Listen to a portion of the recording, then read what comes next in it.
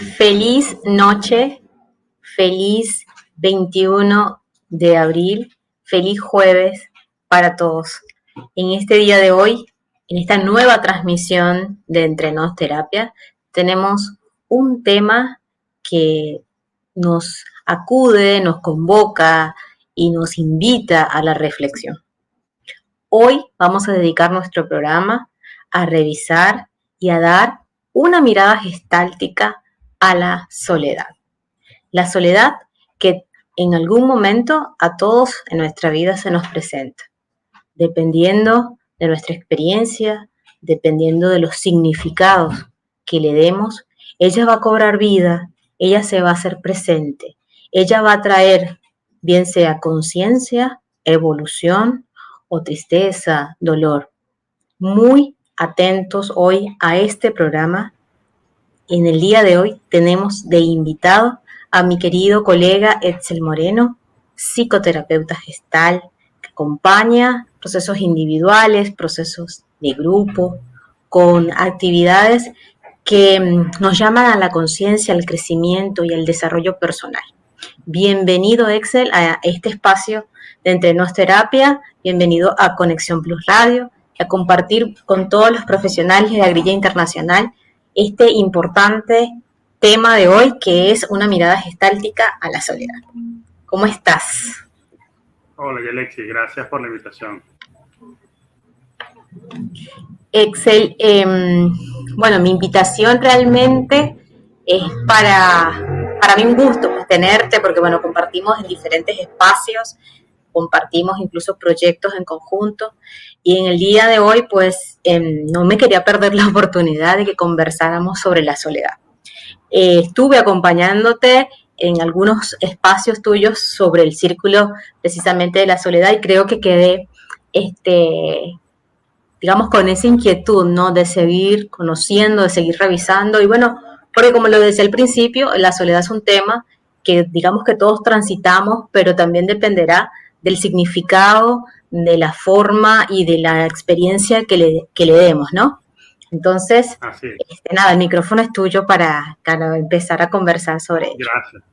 Gracias. Efectivamente, cuando justo en el medio de la pandemia, recuerdo te planteé a ti, a otras colegas que forman parte de equipo gestal, la idea de hacer un espacio, un círculo en el cual en ese momento, mejor dicho, a través de la internet, de las ventajas que nos presta el internet, el Zoom, en este caso, la plataforma a través de la cual trabajamos, era explorar, ¿no? ¿Qué representaba la soledad para nosotros, ¿no?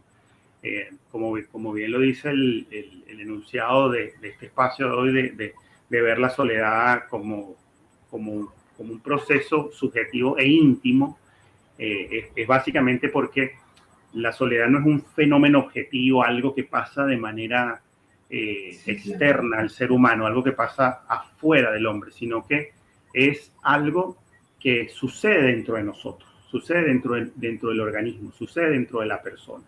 Bien porque está realmente solo o sola la persona en un momento determinado, o bien sea porque se siente en soledad.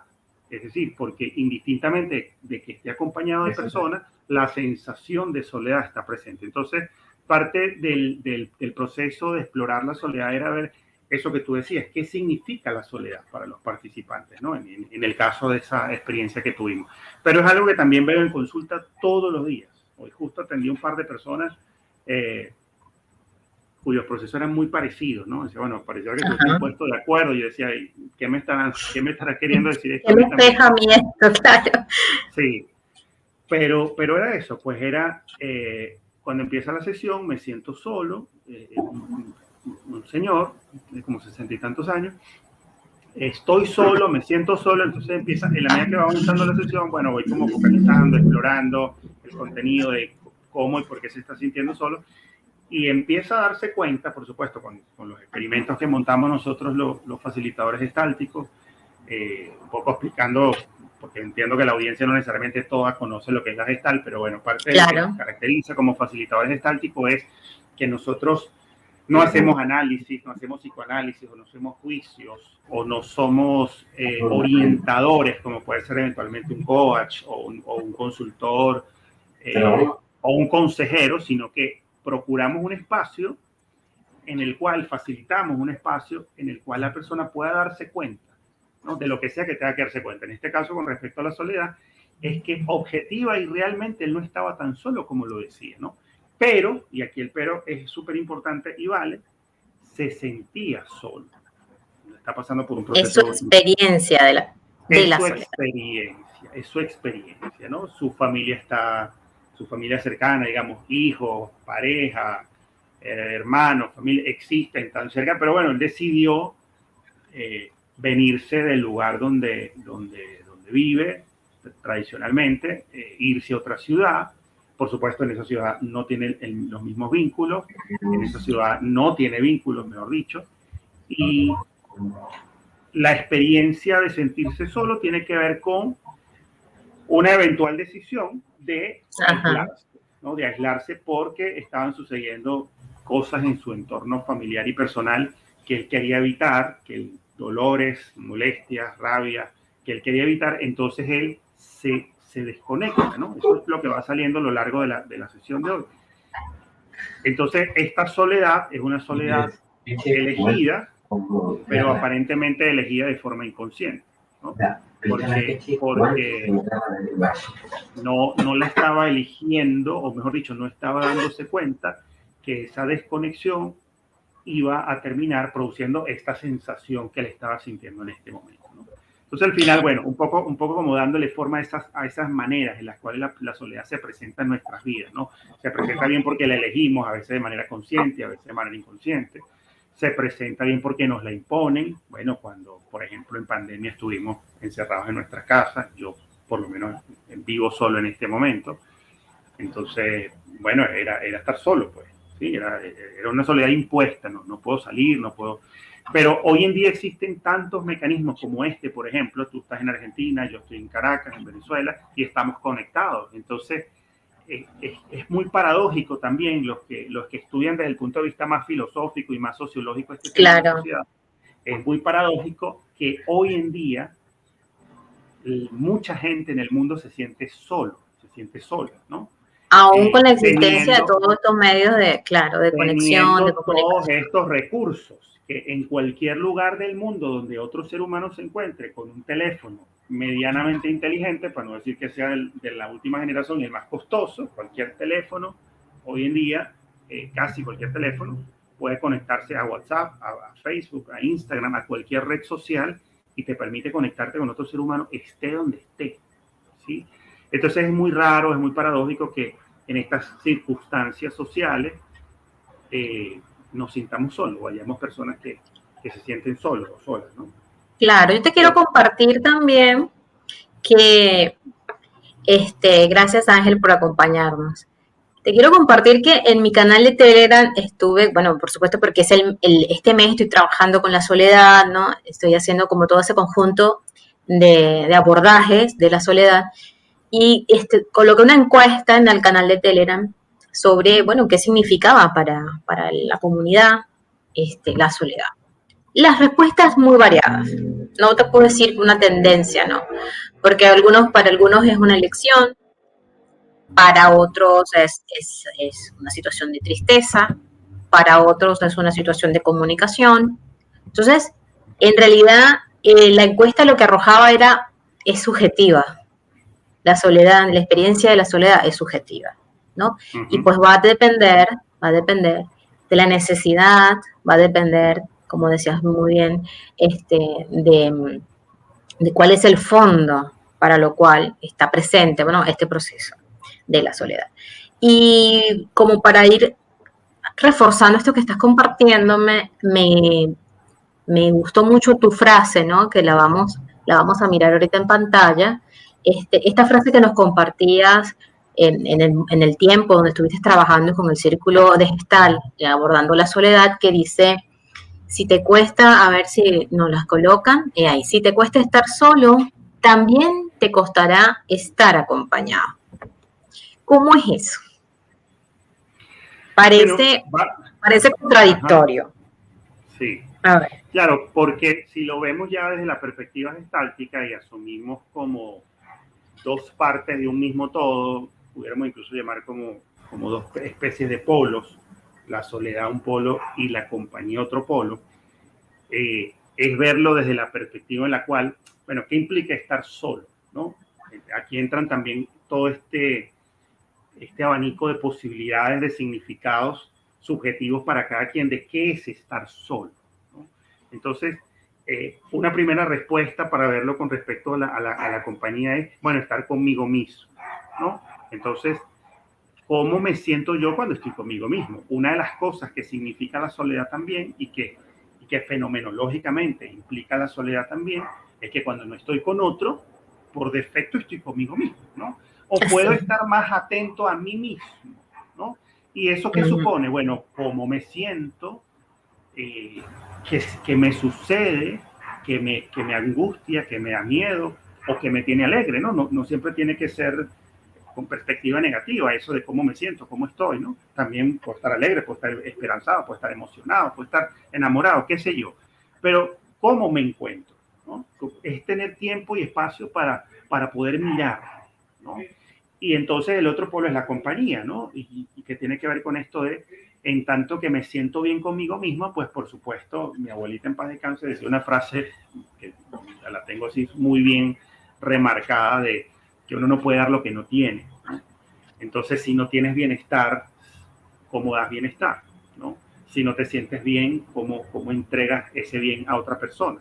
Entonces, eso de estar bien consigo mismo, ese de estar satisfecho consigo mismo, ese poder mirarse a sí mismo, ese poder también, la polaridad encuentro y desencuentro, ¿no? Apego y desapego, es parte de como ese mismo fenómeno también. O sea, ¿cómo puedo estar yo con alguien y en un momento determinado estar sin esa persona, ¿no? Y cuando estoy sin esa persona, que eso no sea trágico. Esa frase que tú dijiste ahorita implica todas estas cosas. O sea, bueno, puedo estar, y esto me permite como hablar de otro gran significado de la soledad. Mucha gente asume soledad como falta de pareja, ¿no? Otros asumen soledad como, por ejemplo, no voy a dar mucho detalle porque este espacio puede ser visto por esta persona y no quisiera como que pudiera sentirse, pues más no le he pedido permiso para hablar de esto, ¿no? Pero una persona que vivió hace tiempo, de cierta edad, una señora con una hija que hace muchos años se fue del país, se fue de su lado, mejor dicho. Que puede ser el proceso de muchas señoras en este momento que cuyos hijos salimos, ¿no? Procesos personales, sí. Puede ser el proceso de cualquiera. Ella me decía, es que mi hija es toda mi vida. Es lo único y todo lo que yo tengo en la vida, ¿no? Entonces, para ella soledad es no estar con su hija, ¿no? Como para alguien soledad puede ser no tener pareja. Es muy frecuente escuchar a alguien que en algún momento determinado tiene pareja. Yo estoy sola o estoy solo. Ajá, y lo que quieren decir en el fondo es no tengo pareja en este momento. Bueno, pero tienes amigos, tienes amigas, tienes familia, tienes compañeros, qué sé yo, ¿no? Pero por lo general entonces también atribuimos eso de estar solo o sola cuando no tenemos pareja. Y volviéndolo con la frase que dice, propones al principio, entonces tiene que ver con esto de, bueno, si yo no sé ser soltero, también me va a costar estar unido a alguien, ¿no? Porque entonces aquí es donde se generan todos estos procesos de apego, de codependencia o de dependencia, ¿no? De no saber estar sin ese otro que llega en un momento determinado de la vida y que empieza a intoxicar las relaciones. Así es. Y sé que tanto tú como yo que acompañamos procesos, comprendemos que para muchas personas la soledad o pensar en la soledad puede ser tan aterrador, tan una expectativa tan grande que puede elegir cualquier cosa antes de encontrarse con la soledad. O también puede ser antes del encuentro íntimo, ¿no? Antes de poder mirar hacia adentro, antes de contactar conmigo. Porque realmente, en ese contacto, ¿no? O sea, primero interno y luego hacia afuera, o sea, ese juego, ¿no? De ir y venir, es lo que empieza a darnos estos significados. Pero muchas veces, por no querer ir hacia adentro, perdemos ese ritmo natural, ese fluir. entre lo que a mí me pasa y lo que puedo compartir y lo que viene de vuelta, ¿no? Entonces sí, la soledad es un tema y muchas veces hay personas que por no encontrarse con la soledad, por no buscar en ella, ¿no? Y experimentarla, pues se termina eligiendo cualquier cosa antes de poder decir que estoy solo. Y eso a mí me lleva a pensar si esto de estar solo también se ha convertido en un tema cultural de fracaso, supongamos. Como si yo estoy solo y tengo 40 años, entonces es una persona que no sabe convivir o no puede mantenerse en pareja, porque si está solo, el que sabe convivir, ¿no? Esto es como mucho mapa social. El que sabe convivir, pues entonces no estaría solo. ¿Qué opinas de eso? Para allá iba, porque efectivamente era una de las cosas que quería comentarte con respecto a la frase de estar solo y acompañado y de las implicaciones sociales y culturales que esto tiene, sobre todo en esta parte del mundo, ¿no? Tal vez en otras culturas, como en India, los chinos, los japoneses, los orientales en general tienen otra manera de ver este proceso, ¿no? Pero nosotros en Occidente y en América sobre todo tenemos una perspectiva y además producto también de todas las tecnologías, las redes sociales, la hiperestimulación, la televisión, las computadoras, los teléfonos, las redes sociales. Estamos hiperestimulados, ¿no? por el contexto, por objetos externos a nosotros. Entonces, muchas veces eso de mirarnos, de detenernos, de apagar la luz en términos metafóricos, ¿no? De apagar todos estos aparatos, ¿no? De apagar las redes sociales, y que no haya otra persona allí. Es eso, empezar a verte y decir, bueno, ¿ahora qué hago? En primer lugar, hay como un asunto de costumbre. Nos levantamos y lo primero que agarramos el celular, revisamos las redes, revisamos el WhatsApp, quién nos escribió. Tenemos una cantidad de elementos rutinarios. Bueno, los que son padres o madres, pues bueno, tienen toda una faena de ese rol. Los que tienen trabajos altamente demandantes, entonces también el rol del trabajador o del empleado, del funcionario, es decir, tantos roles que nos van desconectando de nuestra intimidad, ¿no? Entonces, una de las cosas que muchas veces... Qué paradójico suena allí, ¿no? Paradójico, no quiero estar solo, quiero estar en contacto, pero a la vez los medios que busco, bien sea las redes, etcétera, me distancian, me aíslan. Aprovecho de leer lo que nos comparte Yareli. Saludos a Yareli que nos está viendo, también de Equipo Gestal. Hubo alguien que me dijo que no quiero quedar conmigo mismo, no me resisto. Es por eso que me ocupo en 1000 cosas, para evitar detenerme y sentirme. Claro. Va de la mano con lo que estamos hablando. Porque el gran riesgo de esto que dice Yareli es, ok, ¿y si lo que veo no me gusta? ¿Y si no me gusta? Es muy probable que veas cosas que no te gustan. Y si lo que veo no me gusta, y si lo que veo no solamente no me gusta, sino que no sé qué hacer con esto. ¿Sí? Con esto que descubro de mí, que no me gusta, ¿no? En cambio afuera todo es conocido, aunque no nos guste, pero todo es conocido, estamos acostumbrados, tenemos respuestas automatizadas. Entonces, claro, allí es lo que, no me gusta usar esta frase, pero es la que se me viene ahorita al momento, es esta famosa fulana zona de confort, donde yo sé hacer las cosas, me gusten o no me gusten, donde tengo un comportamiento automatizado que ahorra, digamos, el proceso emocional de enfrentarte al vacío, de enfrentarte a la nada, de enfrentarte a la incertidumbre, ¿ok? Porque eso es parte de lo que hacemos cuando apagamos las luces y cuando nos desconectamos de los demás y nos quedamos solos, que era una de las cosas que decíamos en el círculo de la soledad. Era bueno, cuando no está más nadie, es el espacio y es el momento para estar contigo mismo, ¿no?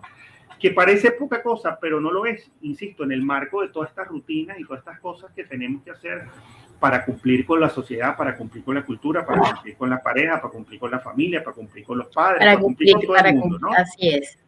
Y cuando cumplimos con nosotros mismos. Entonces, muchas veces nos damos cuenta, bueno, no sé ocuparme de mí. Yo recuerdo, me puedo permitir hacer este comentario. Sí, adelante.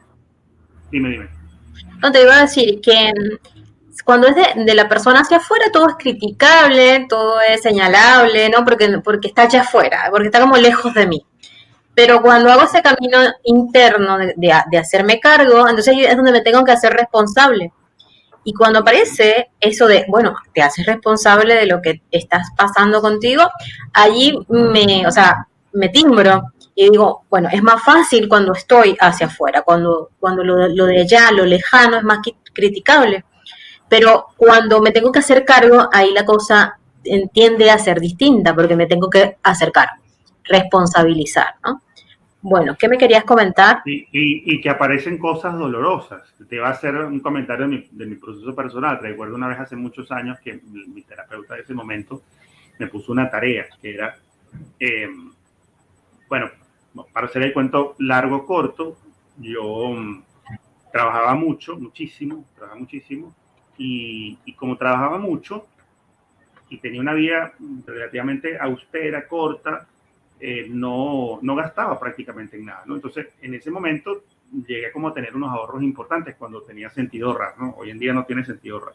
Pero en ese momento que logré tener unos ahorros importantes, en sesión, ahorita no recuerdo exactamente cómo llegamos ahí en la sesión, pero mi terapeuta me dice, tenía 12 tarjetas de crédito en ese momento. Y me dice, tú vas a ir hoy al Sambil. El Sambil es un centro comercial, un mall aquí en Caracas, de los más grandes que había en ese momento, y vas a gastar la tarjeta hasta el límite, hasta que no pase más la tarjeta. El trabajo hoy era, bueno, ocuparme de mí, ¿no? O sea, si estás acumulando dinero, ¿para qué? ¿No? Y cómo disfrutas todo ese dinero. No sabía disfrutar, parece poca cosa, parece algo absurdo, pero no sabía disfrutar, ¿no?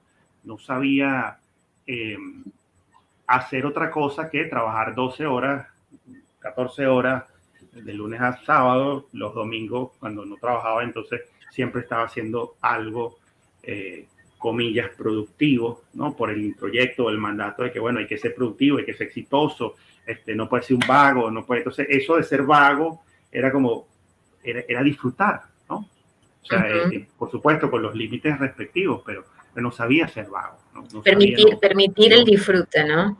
Entonces, cuando estás solo, porque no hay trabajo demandante, porque no tienes unos roles que cumplir, y te empiezas a dar cuenta de estas cosas, sobre todo si no tienes acompañamiento, en este momento afortunadamente tenía acompañamiento profesional, es muy duro, es desconcertante, es amenazante, no saber qué hacer, cosas tan tontas o simples como eso, pues como disfrutar.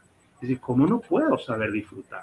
Porque bueno, debo comentar además que haciendo ese ejercicio, cuando pasaba la tarjeta por los puntos en las tiendas, me dolía la cabeza. O sea, se activaba un dolor aquí espantoso en la cabeza. ¿Qué estoy haciendo? Como estoy diciendo, yendo contra... ¿Qué estás haciendo? ¿No? Todo.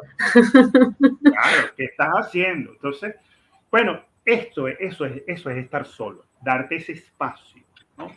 Para mirarte y efectivamente ver cosas que pueden no gustarte, hasta ver cosas mucho más dolorosas, como un trauma o una huella o algo que yo decidí de alguna forma borrar, pero que está ahí, y que es precisamente cuando estás solo, cuando estás contigo mismo, que esas cosas pueden emerger o pueden aparecer. Entonces, bueno, la soledad tiene todas estas implicaciones, ¿no? Y viendo también lo que tú decías, como esa impronta cultural de que, ok, si entonces entendemos por soledad no tener pareja, eso es raro, eso es fracaso, eso es doloroso, eso es muestra de que te falta algo, pues, pero algo muy importante, ¿no? De que eres un bicho raro y por algo estás solo o sola, ¿no?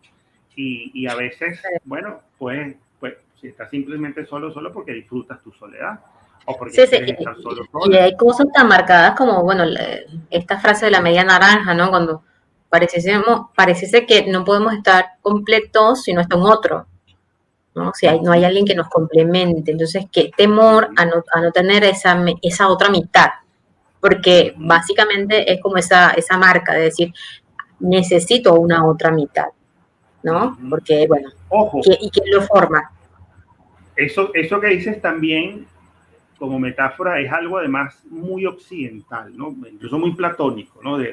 Claro. No, más que otra mitad es esa concepción o esa idea de que en un primer momento originario fuimos partidos en dos, ¿no?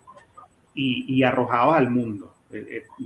Estoy narrando esto desde el mito platónico, ¿no? Desde la perspectiva platónica, de los griegos antiguos. ¿No? Éramos uno solo, nos agarró los dioses. Y nos dividieron. Y hay por el mundo buscando la mitad. Y nos partieron en dos y nos lanzaron, y entonces esa media naranja es esa otra parte de mí que estoy buscando, ¿no? Ojo, esto en términos estéticos, poéticos, narrativos, es bellísimo, pero en términos existenciales, en términos vivenciales, en términos reales, es terrible, ¿no? Ujú. Leerlo como filosofía, verlo como un mito, como una metáfora, es espectacular. O verlo desde Pero, de lo poético, de lo pero artístico. vivirlo, claro, pero vivirlo así en términos de que estoy desgarrado y voy por la vida buscando esa otra parte de mí, ¿ok? Y cuando la encuentro, entonces, bueno, ahora hasta la muerte, hasta que la muerte nos separe, también la religión sí tiene Imagínate su entonces, para la cosa. audiencia que nos escucha, y si la que encuentras no encaja, Claro, claro, ahí, claro. ahí empieza Bueno, el esa es la tragedia, esa es la tragedia sí. griega que nos acompaña hasta nuestros días, ¿no? Bueno, y además llevado a la televisión, a las series, a todo, ¿no? Que ha reforzado eso, esa frase, digamos, de la religión de hasta juntos hasta que la muerte los separe. Y entonces cuando la muerte me separa, ¿qué pasa? Me quedo solo o sola, ¿no? Porque esa otra parte de mí se fue. Es un proceso realmente muy interesante. Yo siempre digo que la soledad es un elemento dinamizador de otros procesos, ¿no? Porque implica eso, cómo me siento conmigo mismo, cómo me siento con el otro, cuando estoy con otro, cómo es ese proceso de estar con otro, ¿no? Porque tampoco es fácil estar con otro, ¿no? Tampoco es fácil compartir los espacios. No solo los espacios físicos, los espacios psíquicos, los espacios de poder, ¿no? Que también en la humanidad se presentan esas perspectivas, ¿no? Cuando estoy con otro, bueno, hay un asunto allí de la relación, del contacto con los demás, de lo que hacemos y lo que no hacemos, que es complejo también muchas veces, ¿no? Por las incompatibilidades o por las compatibilidades o por las diferencias de mapas, por una cantidad infinita de procesos, que digamos la palabra que mejor encaja en este momento, que, que nos invita a revisar esa frase vivencialmente, esa frase que dijiste hace un rato de, bueno, estar solo y estar acompañado, cómo me muevo entre esos polos, ¿no? ¿Qué capacidad tengo yo? Esa, digamos, sería como la mirada gestáltica, ¿no? ¿Qué capacidad tengo yo para moverme entre esos polos según mi necesidad? ¿No? Y yo puedo en algún momento necesitar y querer estar solo y puedo hacerlo, porque parece mentira que también esa otra parte la veo en consulta, ese otro fenómeno. Personas que necesitan y quieren estar solos o solas y no pueden. No pueden desligarse del rol de padres o de madres, no pueden decirle a su pareja que necesitan un espacio por una semana, un día, una mañana, una tarde, una noche, qué sé yo, ¿no? Porque, bueno, ¿y qué vas a hacer tú en ese momento? ¿Y por qué quieres estar sola o solo? Es que eso implica que entonces ya no me quieres, qué sé yo, ¿no? Son realmente dinámicas, bueno, me gusta llamarlas más interesantes que complejas, aunque probablemente sean las dos cosas, que implica la soledad, ¿no? Que sin duda alguna da para revisar mucho de nuestras vidas a través de ese fenómeno. Me gusta llamarlo fenómeno. Y que si lo vemos al detalle, digamos que todos en algún momento nos toca la puerta, nos Uh-huh. pasamos y atravesamos o la expectativa de quedarnos solos, o la experiencia de quedarnos solos, o la idea, o sea, de alguna manera, y en algunas etapas de nuestras vidas se presenta con más frecuencia o con menos frecuencia, especialmente, por ejemplo, con el nido vacío, cuando ya una persona, los padres son adultos, los hijos se van, bueno, eso es una experiencia bastante específica, pero también en la pérdida, en un duelo porque ya no esté la pareja o el familiar o la persona con la que yo me sentí acompañada, eso también son momentos, ¿no? Entonces yo creo que a todos de alguna manera la experiencia de la soledad nos toca y en diferentes etapas pudiera abordarse también de diferentes maneras, ¿no? Hace poco estaba trabajando con algo de constelación, de terapia sistémica, y hablaban pues que, bueno, inicialmente el hecho de pertenecer te permitía sobrevivir también, pertenecer al grupo, en la época primitiva, pero obviamente te daba mayor probabilidad de supervivencia. Entonces la pertenencia también se hizo una necesidad, ¿no? Pero a veces esa pertenencia también tenía un alto costo, o sea, como mantenernos de alguna manera como fieles a algunas situaciones familiares para poder pertenecer también tenía ciertas incumbencias, ¿no? Ciertas situaciones que nos hacían decir, bueno, ¿cómo puedo yo también hacer mi propia historia a partir de esto? A partir de la mirada que yo le doy a esto, ¿no? Así que, ¿qué quiero yo mantener y darme permiso de no seguir manteniendo? Sí, fíjate que por razones que ahorita realmente, ahorita que te lo voy a contar, que se los voy a compartir, se me hace figura la razón por la cual durante muchos años mantuve una conexión, una relación con seminaristas, con religiosos. ¿No? Bueno, básicamente hice una maestría en filosofía que me llevó a dar clases en el seminario y en la Facultad de Teología de la Universidad Católica Andrés Bello. Y pudiera pensar que es el azar, pero algo me llevó allí, ¿no? Por muchos años estuve dando clases y hoy en día, después de hacerme terapeuta, pues soy terapeuta de muchos religiosos, de muchos seminaristas, de muchas congregaciones, de monjas, de sacerdotes, de jóvenes que se están formando, la mayoría para ser sacerdotes o congraciarse en una comprometerse, perdón, con una congregación religiosa. Y ahí hay un ejemplo interesante, pareció lo que dice respecto a esa voluntad, esa decisión del religioso, de la religiosa, de apartarse de su familia o de apartarse de la vida, comillas, normal, ¿no? De la vida no religiosa para comprometerse con la vocación o para comprometerse con el llamado inicialmente, ¿no? Entonces, eso implica un proceso de soledad elegida, ¿no? Y un proceso de renuncia, los votos de pobreza, de castidad, de obediencia, los distintos compromisos religiosos que asume la monja o que asume el seminarista, el sacerdote, invitan de alguna forma a la soledad. Por supuesto, se me hizo figura cuando dijiste el costo de la pertenencia, ¿no? Eso es lo que muchas veces trabajamos en terapia. Lo que cuesta pertenecer a, lo que cuesta convertirse en religioso, en monja, en sacerdote, ¿no? Y en una relación, Excel, lo que cuesta permanecer quizás en una relación que de aquí desde la cabeza decimos nos hace daño, pero que de alguna manera algo no me impide poder dejar de pertenecer, porque entonces temo, quizás uno de los factores puede ser el temor a la soledad. Sí, y pasa con las relaciones igual, o sea, estar en relación, estar en pareja, estar con otra persona, implica también renunciar a aspectos de sí mismo que a veces son dolorosos, que a veces no sabemos cómo renunciar, que a veces pertenecen a un sistema de costumbre o a un proceso, digamos, acostumbrado de repetición de patrones o de conductas que es muy difícil a veces dejar, ¿no? Entonces, bueno, es como esa ambivalencia, ¿no? Entre estar solo y no estarlo, estar solo y comprometerse, y poder ver todos esos procesos que implica una cosa y la otra, insisto, y poder moverse conforme a la necesidad de la persona, y satisfacerla en ese movimiento, ¿no? Entre estoy solo o sola porque así lo necesito, porque así lo quiero en un momento determinado, y no lo estoy cuando no lo quiero y cuando no lo necesito, ¿no? Y sin que ninguno de esos dos movimientos hacia los polos sea terrible, sea amenazante, sea doloroso, sino que más bien se puede hacer de manera fluida. Eso es un poco la perspectiva que nos muestra, que nos dibuja la Gestalt, ¿no?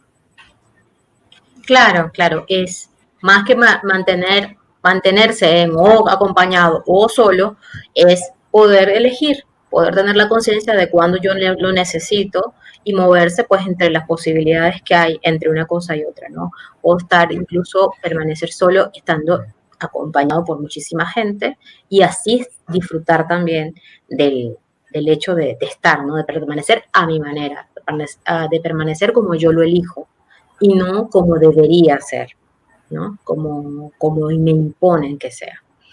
Yo quería que, bueno, que un poco nos compartieras sobre también la experiencia del círculo que trabajaste en grupo, sobre el círculo de la soledad, y después también, bueno, tu proyecto más actual, pero primero el círculo de la soledad. Bueno, fíjate, una de las cosas que fue para mí también muy terapéutico, yo en esto de los grupos tengo una mirada muy rogeriana. Roger decía que él participaba en los grupos como uno más, aunque él fuese el coordinador, el facilitador, el creador de estos espacios grupales, él sentía en la dinámica grupal que era uno más, ¿no? Que no era el que detentaba el poder o que no era el que mandaba, que no era necesariamente la autoridad, sino un hombre más que estaba allí compartiendo sus vivencias, por supuesto dándole forma, con una mirada, con una orientación específica, pero yo esa es la visión que tengo de los grupos, ¿no? Por eso me gustan mucho los grupos y vivo todo el año en la medida de mis posibilidades haciendo grupos, ¿no? Porque, bueno, como lo comentaba al principio, era el medio de la pandemia, era qué vamos a hacer, ¿no? Yo me formé en una escuela y en un momento en el que la formación era presencial, era justo además en ese momento estaba empezando a estudiar psicodrama en la Escuela Venezolana de Psicodrama, ¿no? El psicodrama es contacto, es acción, es presencial, era muy difícil pensar, cuando miro hacia atrás pareciera que han pasado 20 años, ¿no? Era muy difícil pensar que podíamos hacer, lo decían algunos de mis profesores de psicodrama por internet, ¿no?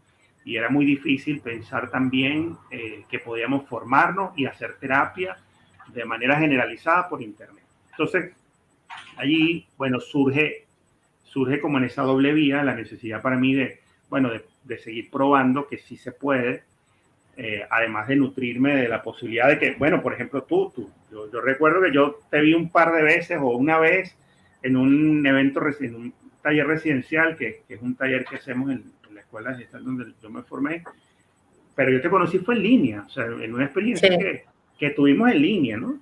Conocer, ver, conversar, hablar, compartir, ha sido a través de la virtualidad, ¿no? Y eso, bueno, puedo estar toda la noche hablando de esa experiencia, ¿no?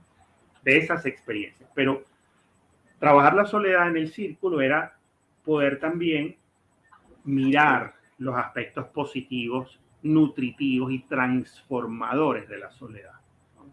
Esa era la intención. Si bien es cierto que los gestalistas no dirigimos o no pretendemos dirigir, yo me he convencido que eso no implica que no nos permita tener un encuadre o tener un propósito con las haya una intencionalidad, claro. Exacto. Y mi intencionalidad era, en el medio de esa pandemia, de eso tan terrible que era para muchos, incluyéndome, que era estar solo, decir, bueno, qué bueno puede haber aquí, cómo esto me sirve para transformarme y no para quedarme quejando, sufriendo y espantado por lo que estaba pasando, sino cómo esto me puede transformar. Entonces, bueno, una de las cosas que rescato, justo ahorita estaba consultando las diapositivas que usamos en ese momento, era uno, bueno, en la soledad se caen las máscaras, ¿no? Esa máscara que tenemos puesta por salir a la calle, esa máscara del trabajador, del funcionario, del empleado, del tipo exitoso, del padre, del buen amigo, qué sé yo, ¿no? Y porque ya no la necesitas, ¿no? Estás contigo mismo, ¿no? En esa soledad es donde te ves al espejo, ¿no? Y ves cosas que tal vez no tienes tiempo y espacio para verlo cuando no estás solo. Esta frase no es mía, no recuerdo de quién es, pero no es mía, de que en soledad se toman las grandes decisiones, ¿no? También, como yo tomé grandes decisiones en soledad, ¿no? Yo me di cuenta de las decisiones importantes que estaba tomando, producto de esa soledad. Y darme cuenta de que efectivamente, bueno, la soledad me ofrecía muchas oportunidades para descubrir cosas, para hacer cosas, tiempo y espacio que en otro momento nunca tuve, y que además entonces eso me iba a permitir a mí poder acompañar personas que tuvieran procesos parecidos o similares o que necesitaran algo así. El tema de las decisiones para mí fue también muy importante verlo, ¿no? El poder tener esa calma, ese espacio, esa otra perspectiva, ¿no? De las cosas, y tomar decisiones era fundamental para mí. Entonces, bueno, al final el compartir grupal, las conclusiones, el poder verse conectados con personas de otros países, conocer incluso personas de otros países, reencontrarse, no en el círculo, pero sí en un grupo que hice, se reencontró madre e hija, imagínate tú, en Zoom, en una experiencia mía, ¿no? Estaban peleadas o distanciadas, no sabían qué sé qué, y de repente, bueno, resulta que yo las conozco a ambas las invité y se encontraron en Zoom, en una experiencia mía, ¿no? Entonces, bueno, como esa soledad elegida, desde la rabia, desde el dolor, desde la inmadurez, producto de el azar o la casualidad o la causalidad, no sé cómo lo quieras ver, pues se resuelve de una manera inesperada, ¿no? También eso me ha permitido confiar mucho más en estos espacios y en estas posibilidades que nos ofrece la virtualidad. Nos comparte Zoraida González, dice, porque venimos de muchos patrones de niños con creencias, de lo que dice papá, mamá y otras personas, y no nos dan el espacio y se crece con tantas creencias, es ahí donde hay que romper todo ese acuerdo y permitirnos ser uno mismo. Sí, totalmente, totalmente. Obviamente hay o sea, crecemos y cuando estamos niños no podemos elegir, sino que vamos depositando, vamos adquiriendo. Pero cuando somos adultos ya tenemos la posibilidad de mirarlo, ¿no? De poder decir, esto me sirve, esto lo puedo mantener y esto ya no es para mí, ya esto pertenece a otra persona, bien sea papá, mamá o quien nos acompañó, y me quedo con lo mío y puedo construir algo nuevo también. Eso es muy valioso. Y en el tema de la soledad también lo es, porque muchas de estas situaciones que hemos explorado hoy también tienen que ver con las creencias hacia el tema, hacia la soledad. ¿Cierto? Claro, otra de las cosas que concluimos ahí es que lo que duele, bueno, de la soledad y de cualquier proceso emocional, muchas veces es lo que significa la soledad. Por eso también el trabajo muchas veces es muy cognitivo, ¿no? Es también darle significados diferentes, es darle otra mirada a la soledad, ¿no? Si tú ves la soledad como un espacio, como una oportunidad para encontrarte, para revisarte, para estar contigo mismo, bueno, probablemente no es tan amenazante como la soledad entendida como abandono, o la soledad entendida como desprecio, o la soledad entendida como encarcelamiento, o la soledad entendida como muerte, ¿no? Es decir, los significados son determinantes acá. Mucho de lo que yo particularmente hago en terapia es ver eso, bueno, ¿qué significa la soledad para ti?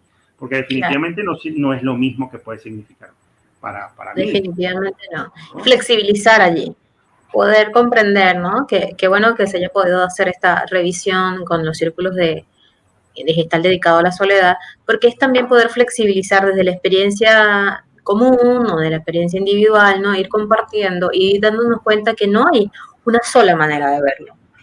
Quizás la que aprendiste es esa, pero también hay otras cosas, posibilidades dentro de lo que significa estar o no solo. Bueno, ya para ir concluyendo, te quería invitar a que nos compartas tu nuevo proyecto de este nuevo círculo, se llama Círculo de Hombres. Qué interesante también, porque también es como un aspecto... Eso es un temazo. Voy a tratar de ser breve porque si no, nos demoramos un par de horas más. Es un temazo porque, bueno, precisamente producto de la soledad, de ese espacio, bueno, del que he estado disfrutando después que la virtualidad realmente me cambió la vida, porque, bueno, ahora me desplazo mucho menos, tengo más tiempo disponible, trabajo menos en términos de horas, tal vez trabajo de forma más intensa, pero tengo mucho más disponibilidad de tiempo y espacio para pensar, para producir, ¿no? Sí, definitivamente. Y en ese proceso, en ese momento, me di cuenta en ese proceso acompañado de un proyecto que hice hace creo que entre febrero y marzo, si mal no recuerdo, discúlpame, y recuerda que mi memoria es fatal, y como sé que has estado en muchas de las cosas que hago, no sé si en esta estuviste, creo que participaste un par de veces, que fue la mirada gestáltica que hicimos sobre un texto maravilloso que se llama Mujeres que corren con los lobos, ¿no? Cuando hago este lanzamiento, que fueron dos grupos en simultáneo, hice uno presencial en Caracas y a la vez hice uno virtual, donde participó gente de muchas partes, ¿no?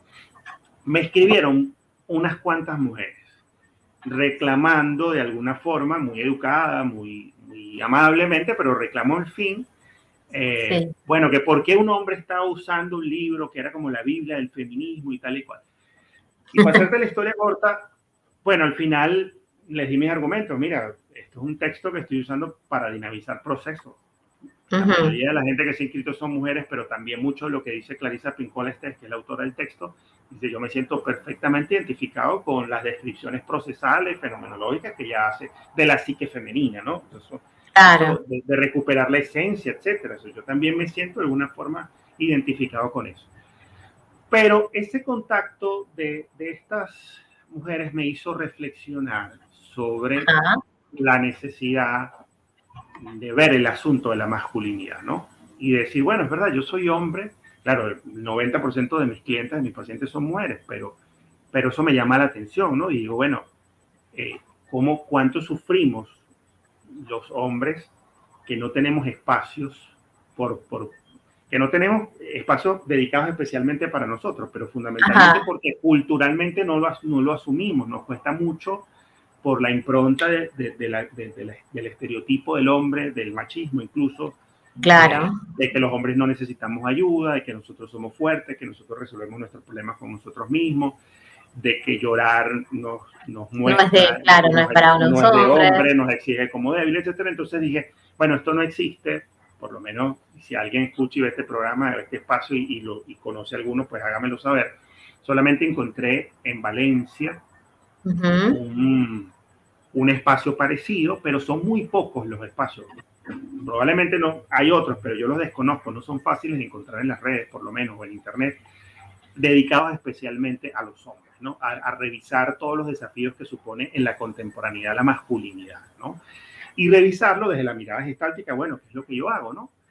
Y no, porque esto también es muy importante para mí dejarlo claro, y no desde el proceso ideológico, ¿no? Es decir, no desde el asunto del feminismo y el machismo, porque para mí son dos caras de procesos igualmente tóxicos, sobre todo cuando se asume el proceso ideológico desde una posición vengativa o reivindicativa desde la herida, desde el dolor, ¿no? Ese no es el encuadre que quiero manejar, sino simplemente, bueno, y lo de simple es paradójico, ¿no?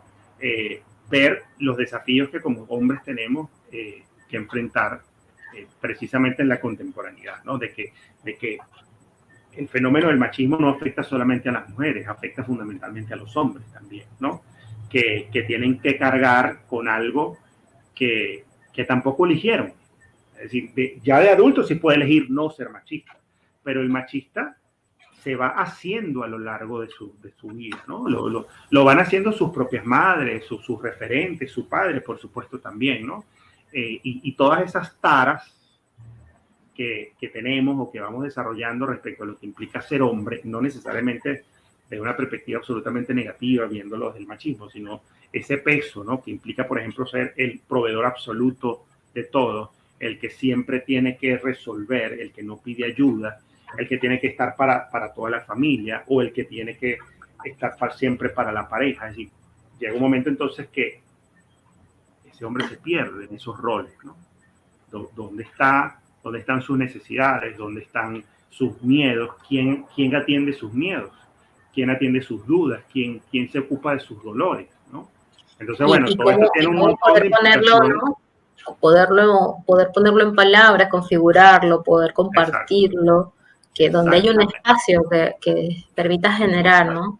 El hecho de me identifico con eso y poder recurrir, ¿no? a esta atención. Y no voy a ser juzgado, no voy a ser juzgado, no voy a ser despreciado, no voy a ser analizado, no voy a ser señalado, sino que, bueno, voy a ser acompañado, ¿no? Básicamente eso es lo que pretende. En un primer momento, bueno, vamos a tener una edición presencial acá en Caracas, pero bueno, ya me empiezan a escribir algunos de otras partes y digo, bueno, voy a hacer algo virtual después que arranque este espacio, ¿no? Pero en principio, bueno, además también para ir recuperando esto de la presencialidad, la nueva normalidad, etcétera, me lo planteé así, pero pronto estaremos haciendo algo virtual para la gente que no está acá en Caracas. Bueno, muchísimas gracias por compartir este rato de entrevista. La verdad es que los temas que han salido son como para quedarse revisando, contando experiencias, ¿no? Haciendo conciencia, que es a lo que nos dedicamos, ¿no? Abrir la conciencia, las posibilidades, que podamos flexibilizar cosas, patrones, y que no todo es de una sola forma. Y eso, de mi parte, pues la soledad es así, la soledad puede ser disfrutable, la soledad también es una oportunidad para conocer, para experimentarnos y para ser compartida.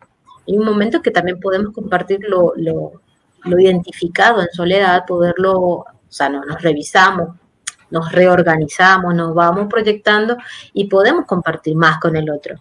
O sea, en el momento en que hago esto, ¿no? Del contacto y retirada, en esa retirada hacia a mi propia interioridad, es donde yo entonces puedo descubrirme y poder volver a hacer contacto con el otro. Bueno, ¿cómo te quisieras despedir? Han estado mandándonos muchísimos mensajes, Richard, Francesca, bueno, todos los que han estado escribiendo, muchísimas gracias por estar atentos. Les dejo el micrófono a Excel para que pueda, bueno, configurar este cierre. Bueno, gracias por este espacio. Tenía tiempo que no hacía entrevistas, así que bueno, gracias porque de verdad me pone otra vez en calor con estas posibilidades. Bueno, nada, solamente invitarlos, que pudiera invitarlos al grupo de encuentros gestálticos, pudiera ser que es una experiencia virtual. Creo que por ahí estaba en el cintillo rodando mi Instagram, me pueden contactar por allí. Y el grupo de encuentros es un espacio virtual gestáltico que estoy procurando hacerlo una vez al mes, por lo menos. Y bueno, ahí podemos trabajar muchísimas de estas cosas que hemos comentado hoy. Es un espacio gratuito y bueno, precisamente para poder darnos esa posibilidad de explorar y de ser acompañados y contenidos con todas estas cosas que a veces nos agobian. Así es, al círculo de hombres, a todos los hombres que nos acompañaron, a los esposos de las mujeres que nos acompañaron. Y pronto tendremos en conjunto con Equipo Gestal el Forochat por el espacio de Telegram, que también pueden ser, bueno, adquirir por allí también algunas herramientas interesantes de la mano de Kimberly Cabrera, que también nos acompaña en Equipo Gestal. Muchísimas gracias, Excel, muchísimas gracias a todos por estar, por compartir este espacio y seguir disfrutando de la grilla internacional que nos trae Conexión Plus Radio. Feliz noche. Gracias, igualmente. Chao.